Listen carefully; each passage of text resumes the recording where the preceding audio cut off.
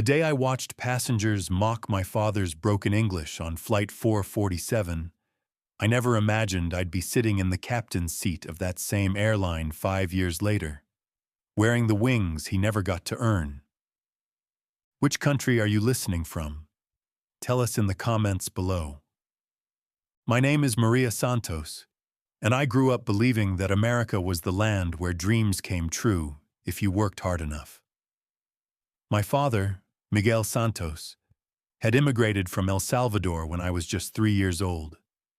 He carried nothing but a worn-out dictionary, a heart full of hope, and a dream that seemed impossible to everyone except him. He wanted to become a commercial airline pilot. In our small apartment in East Los Angeles, the walls were covered with pictures of planes. Not fancy sports cars or movie stars like other kids had, but Boeing 747s, Airbus A380s, and every aircraft model you could imagine. Dad would point to each one, his eyes lighting up as he'd tell me their specifications in his heavily accented English, mixing Spanish words when he couldn't find the right translation. Mija, he'd say, using his pet name for me. One day, I will fly these beautiful machines across the sky, and you will do anything you want in this country. Anything. Dad worked 3 jobs to pay for flight school. During the day, he cleaned office buildings downtown, arriving at 5 a.m. to vacuum carpets and empty trash cans before the business people arrived. In the evenings, he washed dishes at a restaurant in Beverly Hills, his hands becoming red and cracked from the constant exposure to hot water and harsh detergents.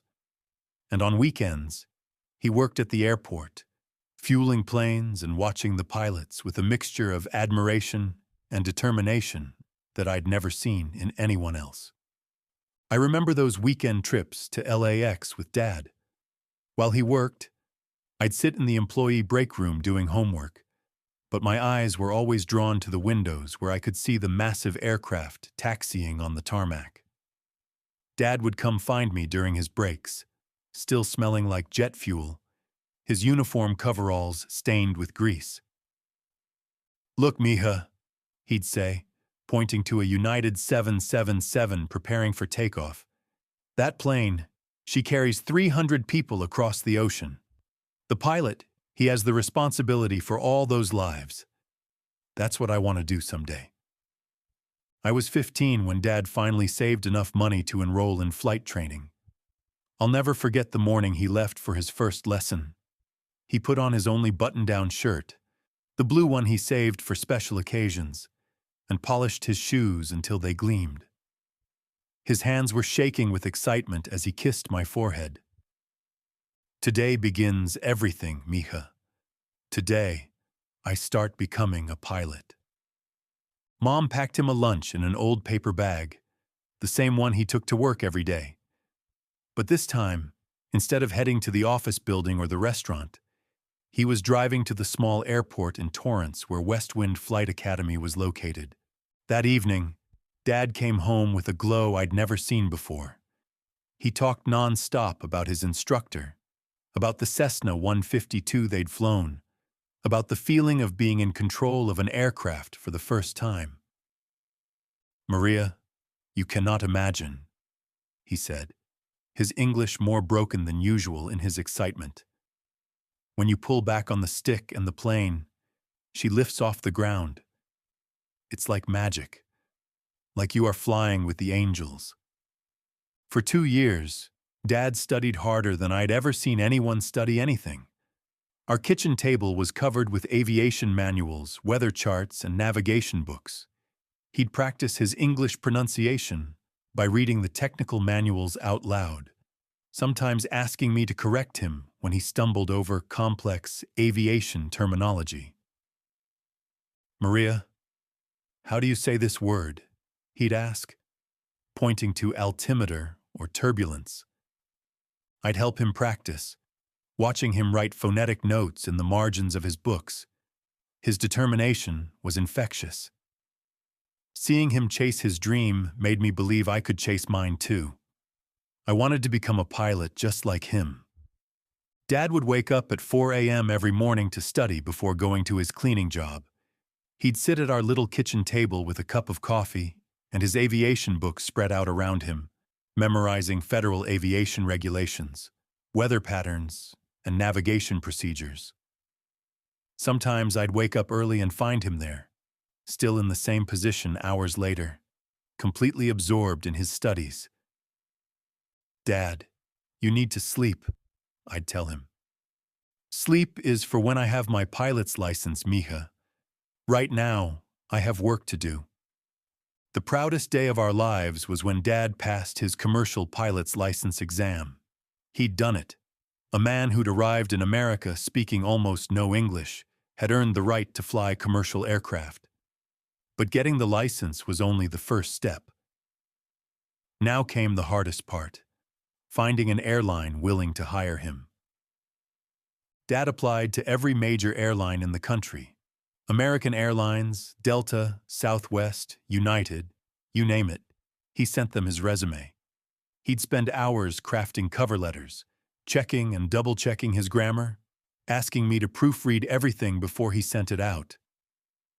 But week after week, month after month, the rejections kept coming. Always polite, always professional, but always the same message. "We appreciate your interest, but we've decided to pursue other candidates." I watched my father's spirit slowly begin to crack. Not break, never break, but crack like a windshield under pressure. Still functional, still holding together, but showing the strain. "Maybe I'm too old," he'd say some nights, staring at another rejection letter. "Maybe my accent is too thick. Maybe they don't want pilots like me." "Dad, no," I'd tell him. "Your English is fine. You're an excellent pilot. The right opportunity will come." But deep down, I was starting to wonder if America really was the land of opportunity for people like us. One evening, I found Dad sitting in our small backyard, looking up at the planes passing overhead on their approach to LAX. The sound of jet engines was constant in our neighborhood, a reminder of the dream that seemed to be slipping away from him. "You know what hurts the most, Meisha," he said without looking at me. "Is not that they don't hire me, is that they don't even give me a chance to show what I can do. They see my name, they hear my voice on the phone, and they decide before they even meet me." The turning point came on a Tuesday morning in March. Dad had finally gotten a call from Pacific Airways, a smaller regional airline. They wanted him to come in for a final interview and a practical flight assessment. If he passed, he'd be hired as a co-pilot on domestic routes. Dad was so nervous and excited that he could barely eat breakfast. He'd ironed his shirt 3 times and practiced his interview answers with me the night before. This was it. His shot at finally becoming a commercial pilot. "This is my moment, mija," he said, adjusting his tie for the 10th time. "I can feel it. This is going to be the day that changes everything." The interview was scheduled for 2 p.m. in Seattle, which meant Dad had to take a 10 a.m. flight from LAX. I wanted to drive him to the airport, but he insisted I stay in school. "This is my moment, mija. I need to do this myself." So I hugged him tight and whispered, "Fly high, Dad. You've got this." What happened next, I only learned about later that evening when Dad came home.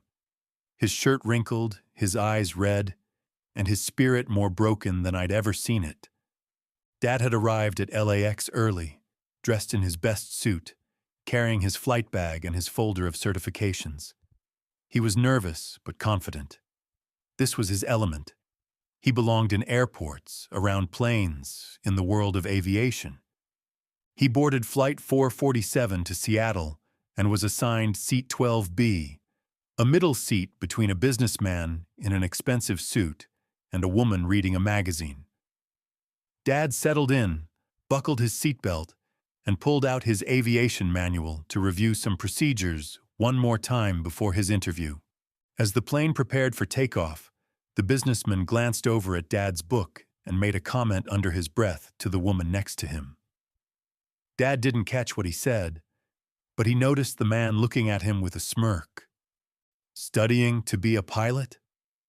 the businessman said sarcastically, loud enough for Dad to hear. "Yes, sir," Dad replied politely. "I have interview today with Pacific Airways." The businessman's eyebrows shot up. "Oh, really? And where did you learn to fly? Guatemala?" "El Salvador, sir. But I train here in America.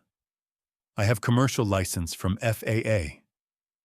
About an hour into the flight, turbulence hit. Nothing serious, just the kind of routine bumps that experienced flyers barely notice. But it was enough to make the businessman grip his armrest and look nervous.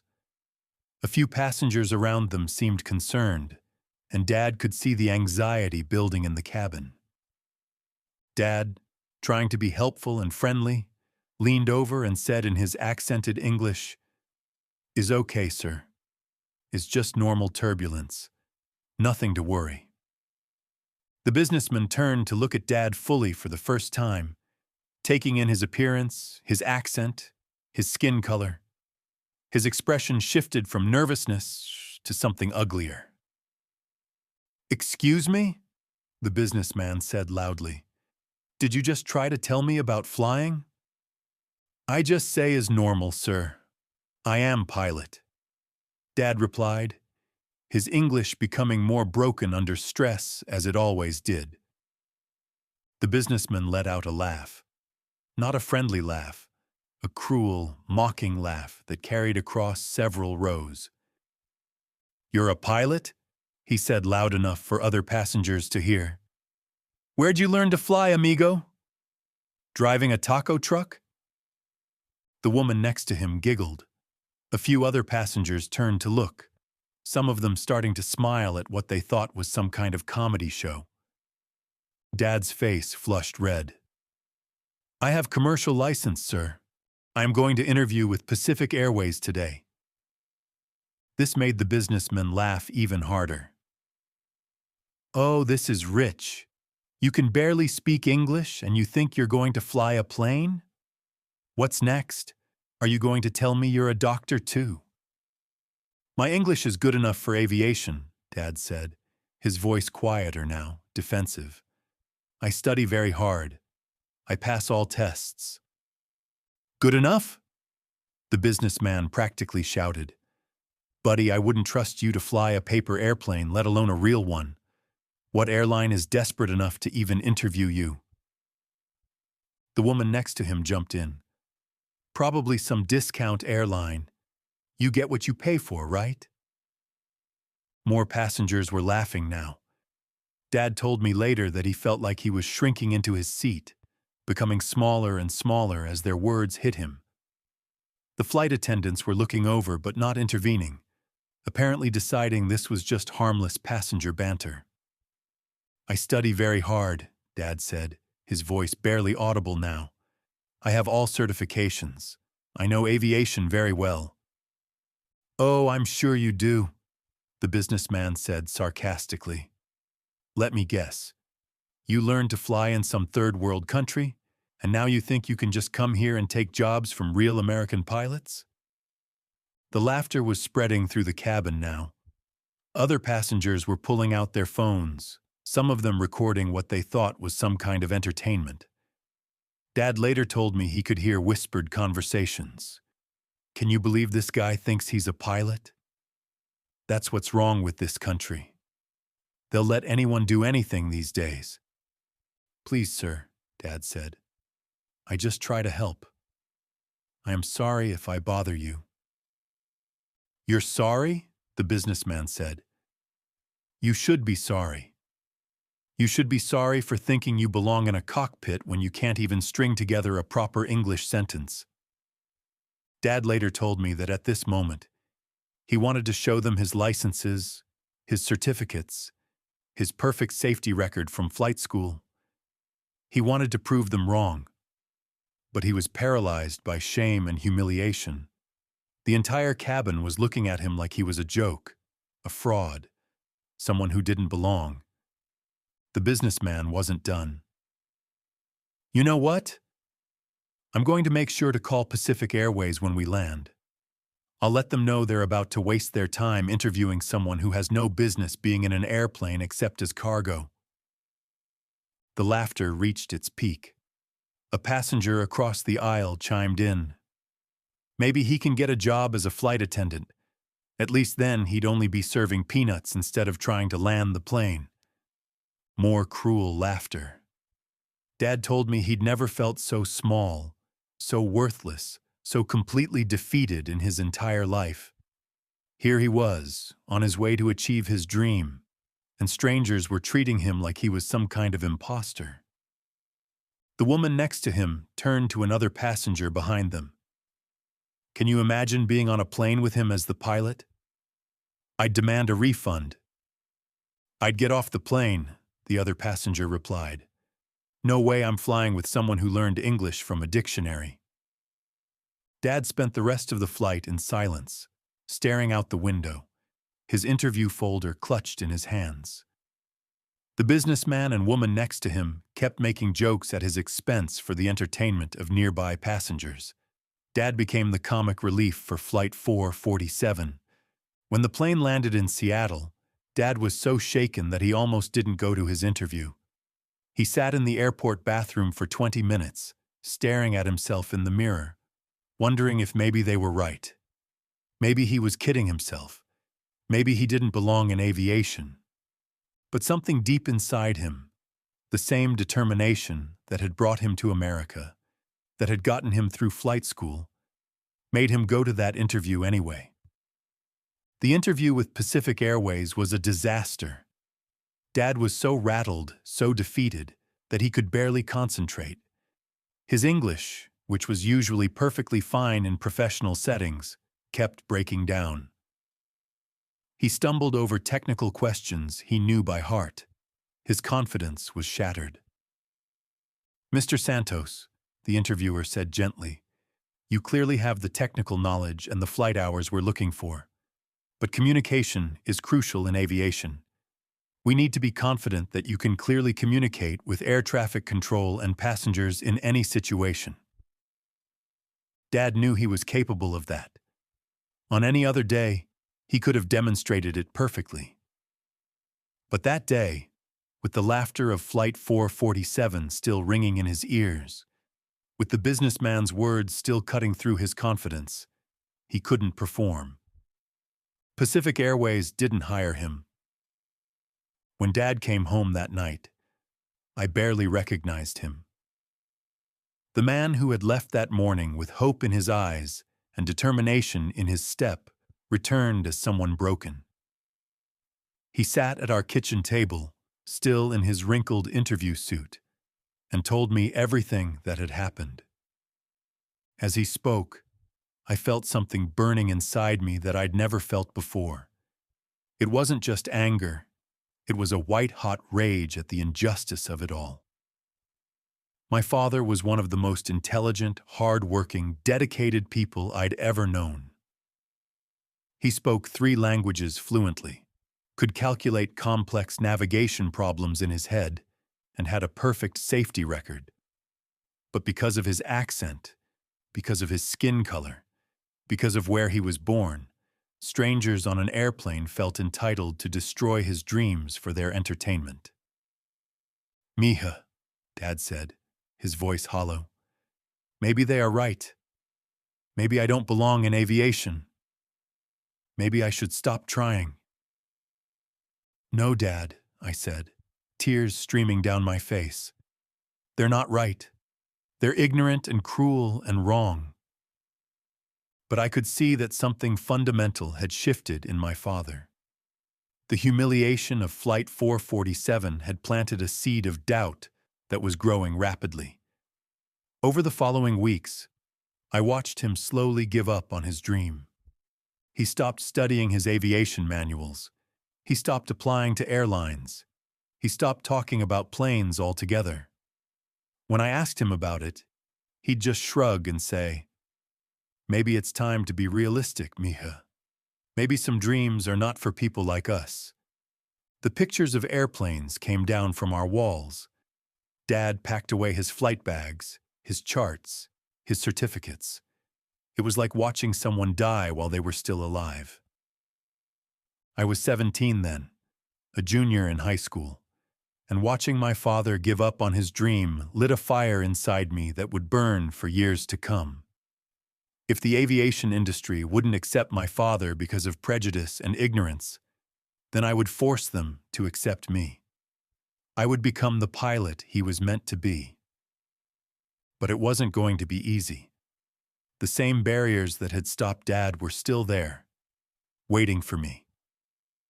I threw myself into my studies with an intensity that surprised my teachers and worried my parents. I took every math and science class my school offered. I joined the aviation club and learned everything I could about flight. I studied English until I spoke it more perfectly than most native speakers, determined that no one would ever be able to use my accent against me. During lunch breaks, while other students socialized, I was in the library reading about aerodynamics, weather patterns, and navigation systems.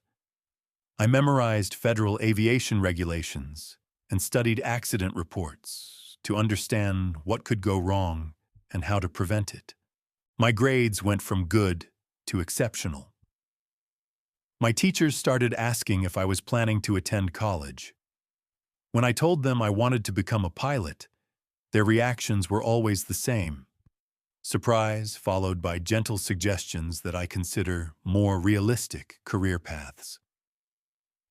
"Maria," my guidance counselor said during a meeting about college applications, "have you considered that aviation might be a challenging field for someone like you?" "Someone like me?" I asked. "Well, it's a very competitive industry, very traditional. Maybe you should think about aerospace engineering instead. You could work with planes without actually flying them." I knew what she really meant. When I turned 18, I applied to the Air Force Academy. My grades were excellent, my test scores were exceptional, and my essays were compelling. But when I went for my interview, I could feel the same prejudice that had faced my father. The interviewing officer, a stern white man in his 50s, looked over my application with barely concealed skepticism. "Miss Santos," he said, "your academic record is impressive, but military aviation requires strong leadership and communication skills. Do you think you have what it takes to command respect in a male-dominated field?" It was a question I was certain he wouldn't have asked a white male applicant with my exact same qualifications. But I answered it anyway, professionally and confidently. "Yes, sir. I believe excellence speaks louder than any preconceptions people might have." "And you're prepared for the physical demands, the mental pressure, the responsibility of flying multi-million-dollar aircraft?"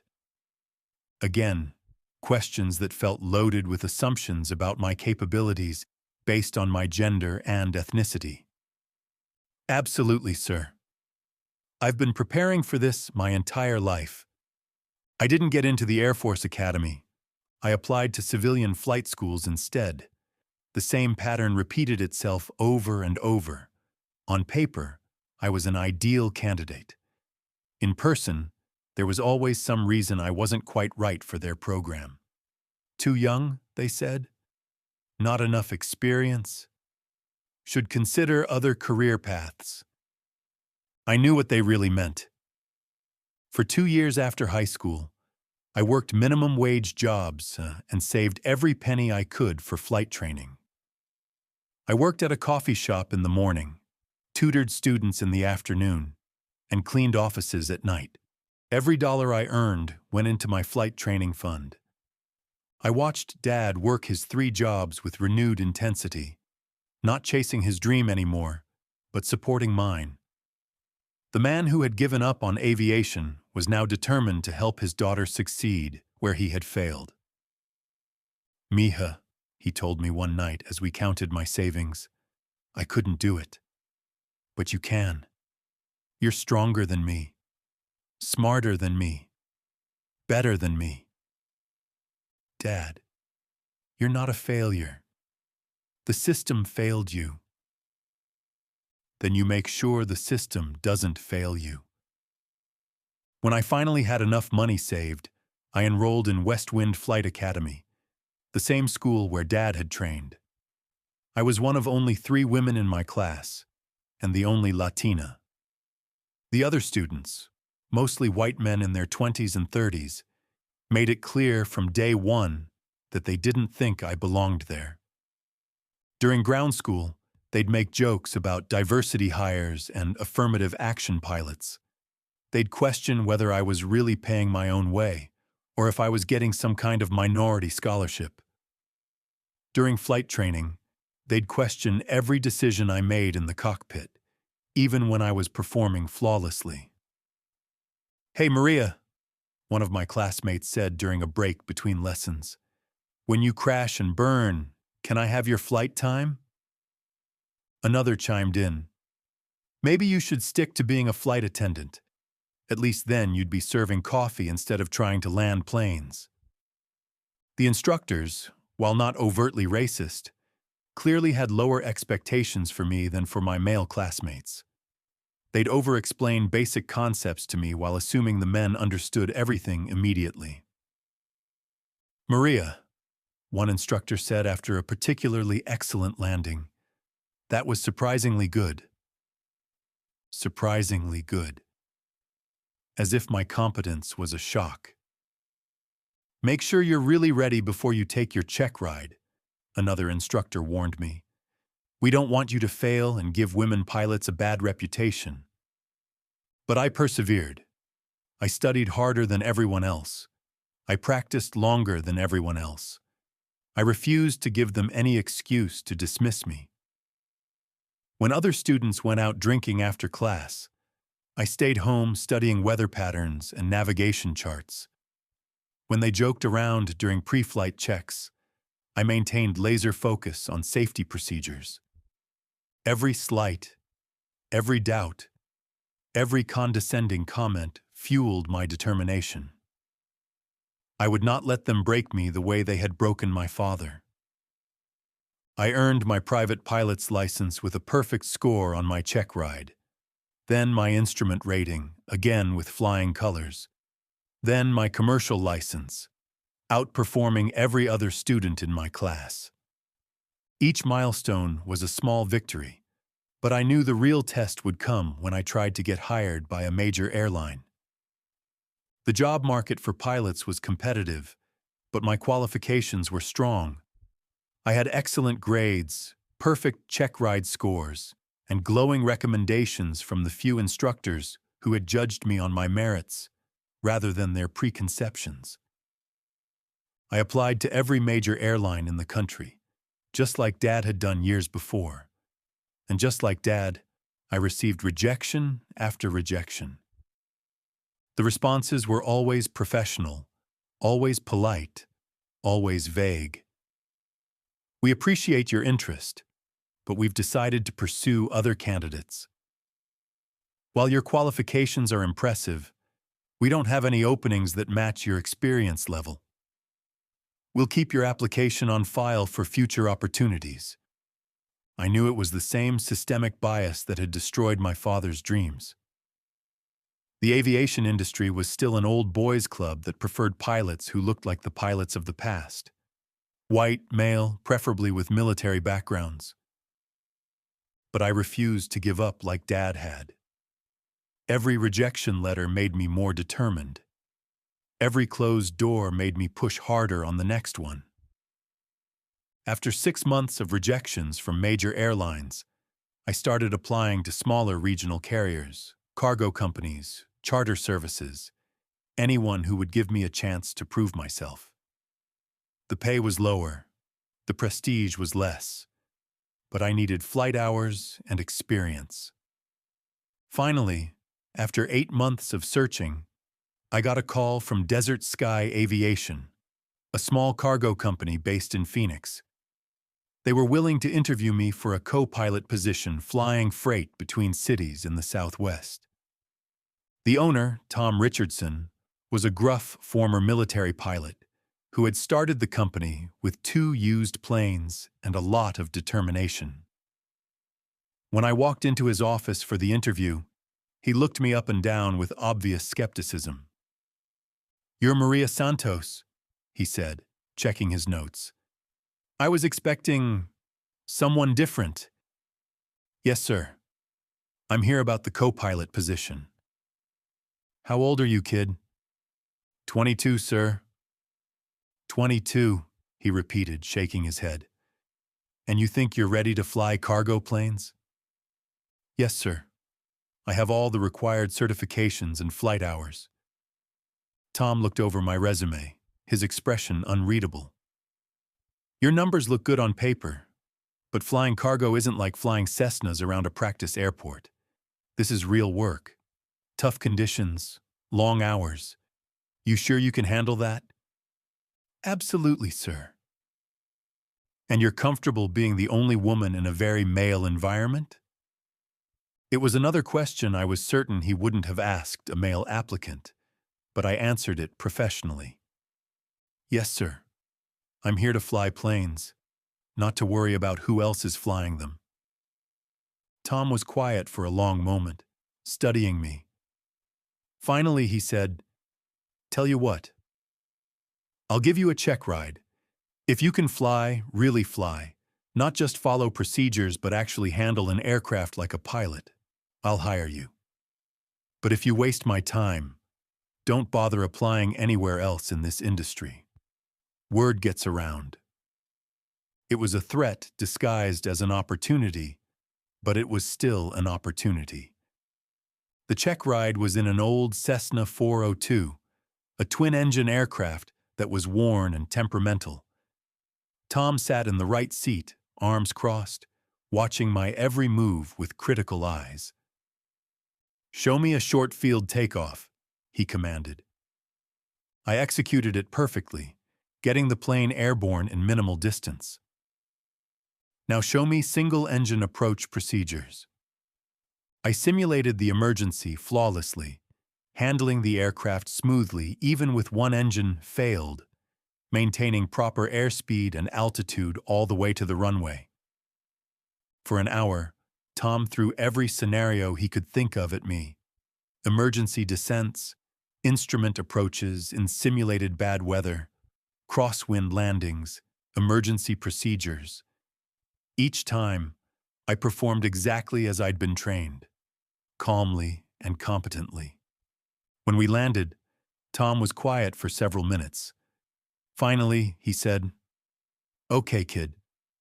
You can fly. I'll admit I had my doubts when you walked in here, but you know what you're doing." "Thank you, sir." "Don't thank me yet. This job is going to test you in ways flight school never did, and some of the guys you'll be working with. Let's just say they have old-fashioned attitudes about women in aviation." "I can handle it, sir."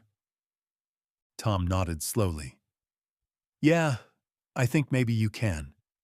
Welcome to Desert Sky Aviation, Co-Pilot Santos." Working for Desert Sky Aviation was everything Tom had warned me it would be and more. The hours were brutal, sometimes flying 4 legs in a day, hauling cargo between small airports in Arizona, New Mexico, Nevada, and California.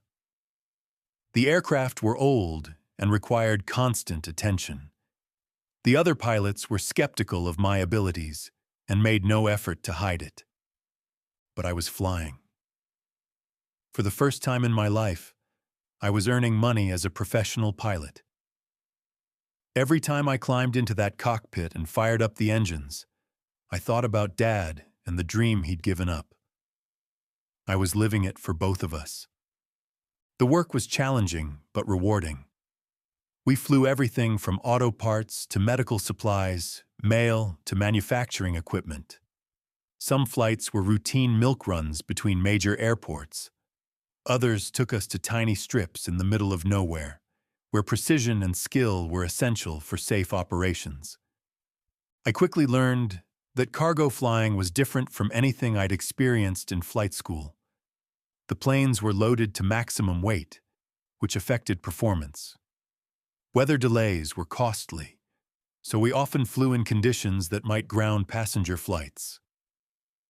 Navigation equipment was sometimes outdated or unreliable, but I was building flight hours quickly, gaining experience in different weather conditions and aircraft types.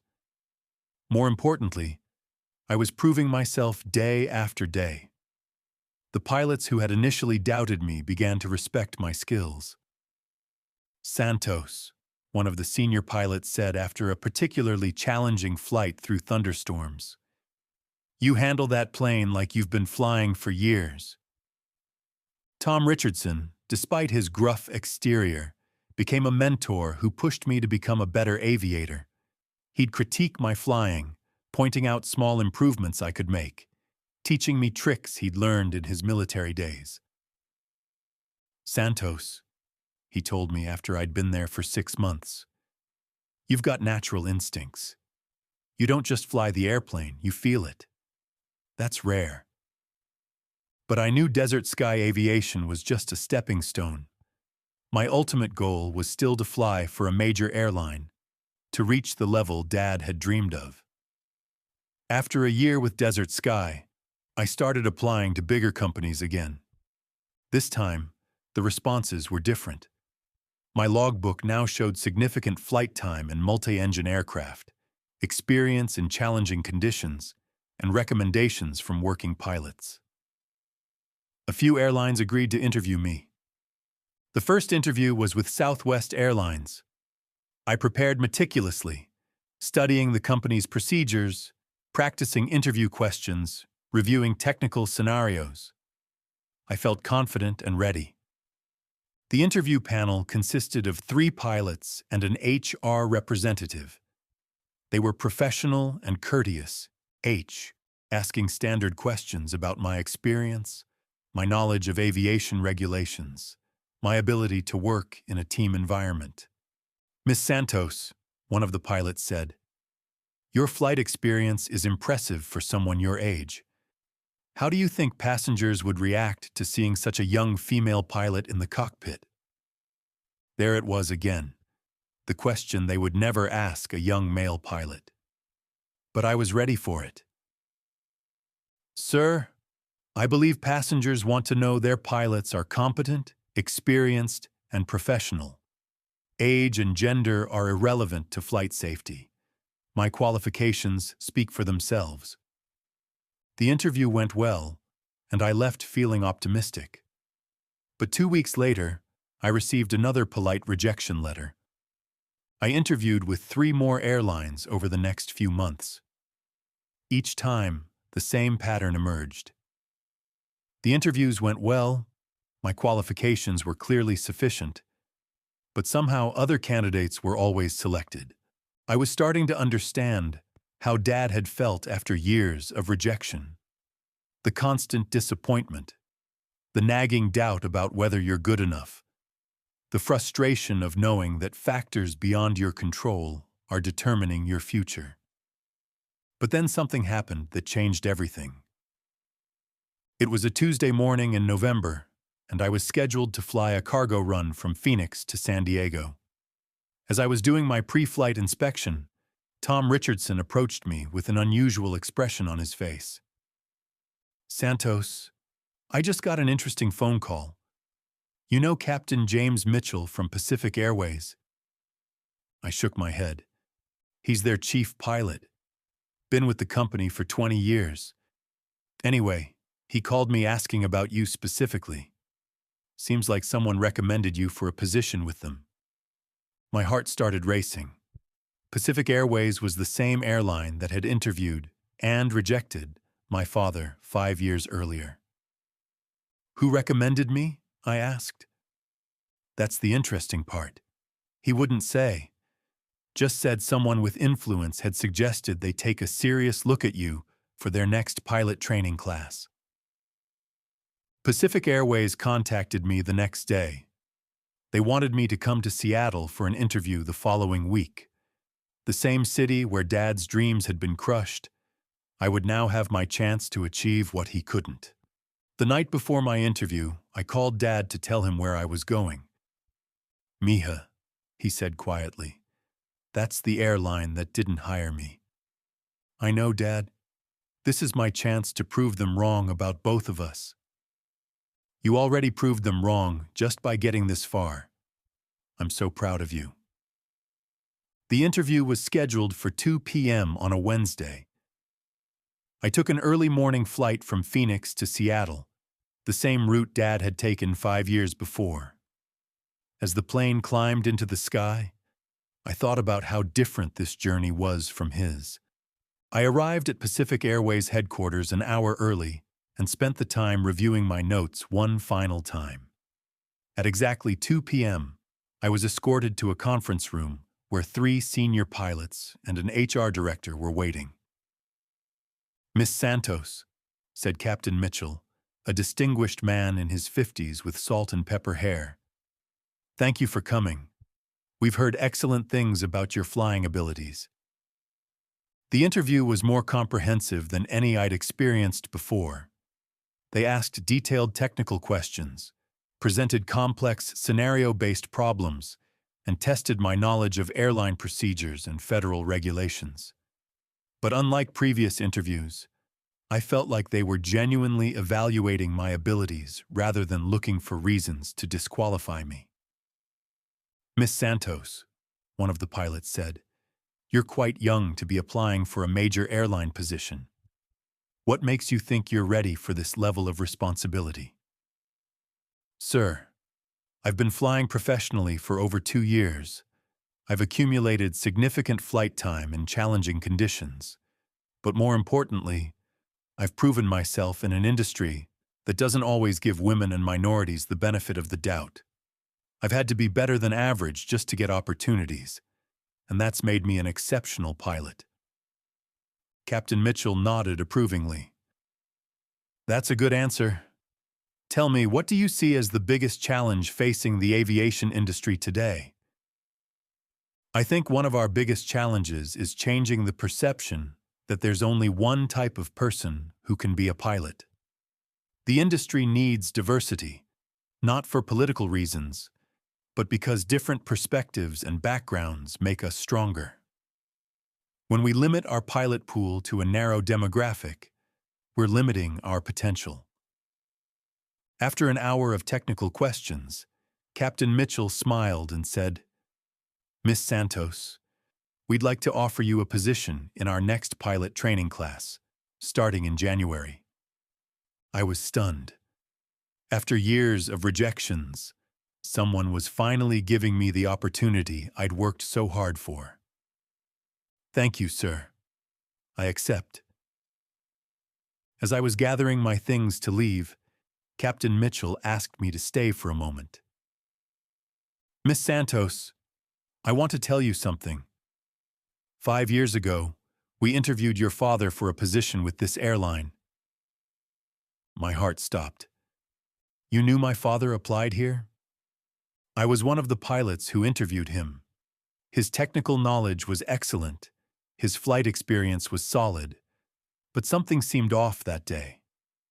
He appeared nervous, distracted, not quite himself. We made the decision not to hire him." I felt a familiar anger rising in my chest. My father was qualified for that position. Yes, he was. And I've regretted our decision ever since. Captain Mitchell walked to the window overlooking the tarmac where Pacific Airways planes were preparing for departure.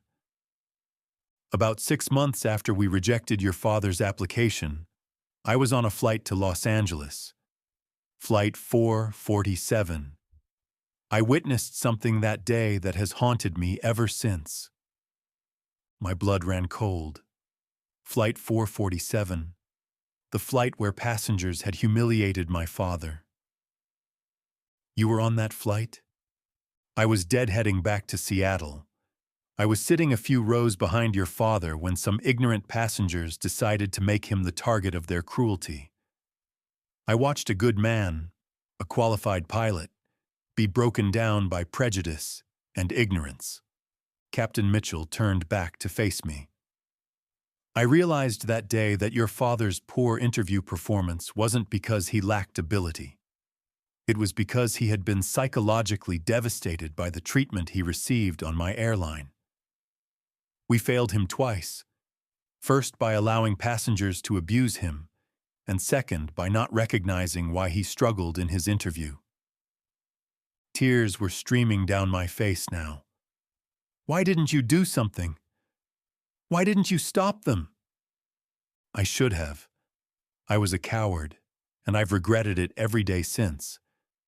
When I learned that Miguel Santos had a daughter pursuing aviation, I made it my mission to find you and give you the opportunity we should have given him. You're the one who recommended me? I've been following your career since you started at Desert Sky. Tom Richardson and I are old friends. I asked him to let me know when you were ready for something bigger. I was crying openly now, overwhelmed by a mixture of emotions: grief for my father's broken dreams, gratitude for this unexpected opportunity, and a complex form of justice that felt both sweet and painful. Miss Santos, Maria, I can't undo what happened to your father, but I can make sure you get the chance he deserved. Your father's dreams may have been deferred, but they don't. I called Dad from the airport before my flight back to Phoenix. Mija, how did it go? Dad, I got the job. I'm going to be a pilot for Pacific Airways. There was silence on the other end of the line for so long that I thought we'd been disconnected. Dad, are you there? I'm here, Mija. I'm so proud of you. So proud. Dad, there's something else I need to tell you. I told him about Captain Mitchell, about Flight 447, about how my opportunity had come from the recognition of an injustice done to him. Dad listened in silence as I explained how his broken dreams had ultimately led to the fulfillment of mine. So you see, Dad, you didn't fail. The system failed you. But your daughter is going to succeed for both of us. When I arrived home that evening, Dad was waiting for me at the door. For the first time in 5 years, I saw hope in his eyes again. Mija, you did it. You really did it. We did it, Dad. Your dream is about to come true. 3 months later, I reported to Pacific Airways training facility in Seattle. The intensive program would last 6 months, covering everything from aircraft systems to emergency procedures to customer service protocols. The training was unlike anything I'd experienced before. We learned to fly Boeing 737s, massive aircraft compared to the small planes I'd been flying for Desert Sky. The systems were complex, the procedures were detailed, and the responsibility was enormous. On my first day, Captain Mitchell introduced me to my training class, 12 pilots from various backgrounds, but I was the only woman and one of only 2 minorities. Ladies and gentlemen, Captain Mitchell said, I want you to meet Maria Santos. She's going to be flying our 737s on domestic routes. Maria comes to us with exceptional recommendations and outstanding flight experience. As my classmates introduced themselves, I thought about Dad and the journey that had brought me here. In 6 months, I would be wearing Pacific Airways wings and sitting in the captain's chair of the same type of aircraft, where passengers had once mocked my father's broken English. The training was intense but exhilarating. Ground school covered aircraft systems, weather patterns, company procedures, and federal regulations. Simulator training put us through every conceivable emergency situation. Actual flight training taught us to handle the massive 737s with precision and skill. I excelled in every phase. My instructors consistently praised my skills and professionalism. My classmates, initially skeptical of the young woman in their midst, quickly accepted me as an equal when they saw my performance. Santos, one of my classmates said, after a particularly challenging simulator session, "You fly that thing like you were born in a cockpit." When graduation day arrived, Dad was in the front row of the auditorium, wearing his best suit, the same blue shirt he'd worn to his interview 5 years earlier, but this time with pride instead of defeat on his face. Captain Mitchell called my name, and I walked across the stage to receive my wings and my assignment. First officer on Pacific Airways Los Angeles to Seattle route. Flight 447. The irony was not lost on anyone, least of all Captain Mitchell, who had specifically requested this assignment for me. "Maria," he told me privately after the ceremony, "I thought it was fitting that you should fly the same route where your father was humiliated. You're going to show every passenger on that plane what a real pilot looks like." My first day flying commercially for Pacific Airways was surreal. I walked through LAX in my crisp uniform, my wings gleaming on my chest, and thought about all the times Dad had worked in this same airport, cleaning planes and dreaming of flying them. The captain I was paired with was Sarah Chen, a veteran pilot who had broken her own barriers in the industry 15 years earlier. She understood the challenges I faced as a woman in aviation. "Maria," she said during our pre-flight briefing, "there are going to be passengers who doubt your abilities because of your age or your gender. The best response is perfect flying. Show them that excellence has no demographic." As passengers boarded our 737 for the flight to Seattle, I noticed some of them looking surprised to see such a young female first officer. A few made comments to their traveling companions, but most were respectful. During the flight, Captain Chen let me handle most of the flying duties. As we cruised at 37,000 feet, she said, "Maria, in a few years, you're going to be ready for captain training. You've got the skills and the judgment. Don't let anyone tell you otherwise." 6 months later, I was promoted to captain faster than any pilot in Pacific Airways history. Captain Mitchell was retiring, and he had personally recommended me for early advancement. My first flight as captain of Flight 447 was on a Tuesday morning, exactly 6 years after Dad's humiliation. As passengers boarded, I thought about the journey that had brought me here. From my father's broken dreams to my own determination. From the cruel laughter of ignorant passengers to the respect I had earned through excellence and perseverance. During the safety briefing, I stood at the front of the cabin in my crisp uniform, my captain's wings gleaming on my chest. "Good morning, everyone. I'm Captain Maria Santos, and I'll be flying us to Seattle today. We're expecting a smooth flight with clear skies and light winds." I spoke in perfect, unaccented English, but I was proud of my heritage, proud of my father, proud of the journey that had brought me here.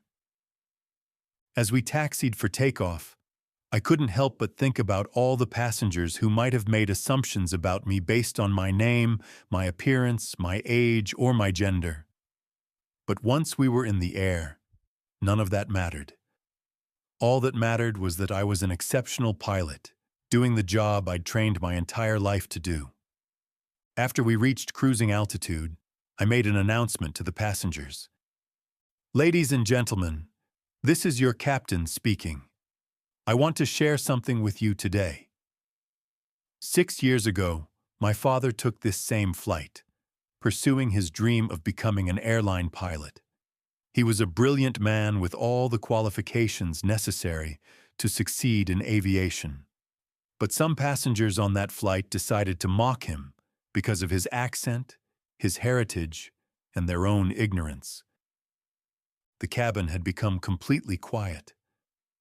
My father's dreams were broken that day, not by his lack of ability, but by prejudice and cruelty. Today, I'm flying this route as the captain of this aircraft, because I believe that excellence should be judged by skill, not by what someone looks like or where they come from. I paused for a moment, looking out at the endless sky ahead. To anyone listening who has ever been told they don't belong somewhere because of who they are, you belong anywhere your abilities and determination can take you. Don't let anyone else's limitations define your possibilities. As we began our descent into Seattle, I thought about Dad, who was now working as a flight instructor at the same school where he'd earned his license. He'd found his place in aviation after all, teaching the next generation of pilots. Every student he trained carried a piece of his dream forward. The young girl who had once promised her father that she would achieve anything she wanted in America had kept that promise. But more than that, she had proven that dreams deferred are not dreams denied. They're just dreams waiting for the right person to make them come true. When we landed at Seattle-Tacoma International Airport, I made one final announcement. Ladies and gentlemen, welcome to Seattle. On behalf of Pacific Airways and our entire crew, thank you for flying with us today. Remember, the sky belongs to all of us who dare to reach for it. As passengers deplaned, many of them stopped to thank me personally. An elderly man shook my hand and said, "Captain, that was beautiful. Your father would be proud." A young Latina girl, probably about the age I was when Dad first started pursuing his dream, looked up at me with wide eyes and said, "When I grow up, I want to be a pilot just like you." I knelt down to her level and said, "You can be anything you want to be. Don't let anyone tell you otherwise." That evening, I called Dad from my hotel room in Seattle. "How was your first day as captain, mija?" "Perfect, Dad. Absolutely perfect.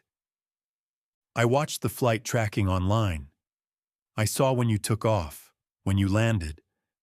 I was with you the whole way." "You've been with me the whole way, Dad. Every flight, every challenge, every success, you've been there." "No, mija. You did this. You made our dream come true." As I hung up the phone and looked out at the lights of Seattle below, I realized that Dad was wrong about one thing. This wasn't just our dream anymore. This was everyone's dream. Every person who had ever been told they didn't belong. Every dreamer who had faced discrimination. Every underdog who refused to give up. They had judged my father by his accent. I showed them the strength of our spirit. They had laughed at his broken English. I spoke to them in the universal language of excellence. They had told him he didn't belong in a cockpit. I proved that the sky belongs to anyone brave enough to claim it. As Flight 447 sat quietly on the gate that night, preparing for its next journey, I knew that somewhere in the darkness above, my father's dreams were finally soaring free.